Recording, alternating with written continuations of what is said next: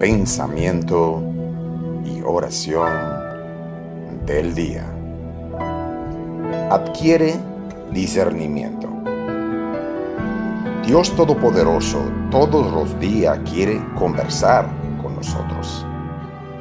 Nos dejamos llevar muchas veces de cosas del mundo y no aprendemos a escuchar la voz verdadera que es la voz de Dios, por medio de su Espíritu Santo, el cual nos da la posibilidad de discernimiento. Debemos aprender a escuchar la voz de Dios. Dice Proverbio capítulo 4, versículo 7. La sabiduría es lo primero. Adquiere sabiduría. Por sobre todas las cosas, adquiere discernimiento. Dios Todopoderoso está esperando por nosotros de que aprendamos a buscar discernimiento de su Espíritu Santo. Empezar a entender sus palabras. Todo lo que está escrito, no todo el mundo tiene un pensamiento igual.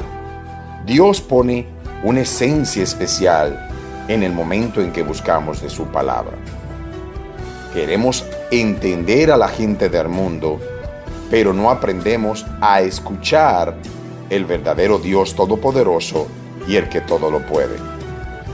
Aprendamos a buscar y tener discernimiento al Espíritu Santo, que está siempre listo para decirnos lo que debemos hacer. En el momento en que leamos la palabra de Dios, oremos, intercedamos por otros, permita que nuestra mente estén abiertas para poder recibir todo lo que el Espíritu Santo quiere decirnos. Tengamos mentes abiertas para ser transformado, para ser cambiado y para hacer la voluntad del Dios Todopoderoso y el que todo lo puede. En ti confiamos, Dios, de que tú transformarás nuestras vidas grandemente, como tú solo lo sabes hacer por medio de tu Espíritu Santo, con nuestra mente abierta. Oremos. Querido Dios Todopoderoso, hoy quiero poner mi mente completamente lista para tener discernimiento de la expresión que el Espíritu Santo tiene en mí.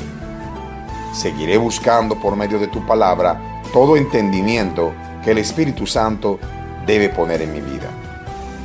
Quiero poner mi fe 100% en ti, Señor, para que cada vez que por mi boca salga una palabra, sean palabras de bendición, de transformación y de verdad por medio del Espíritu Santo.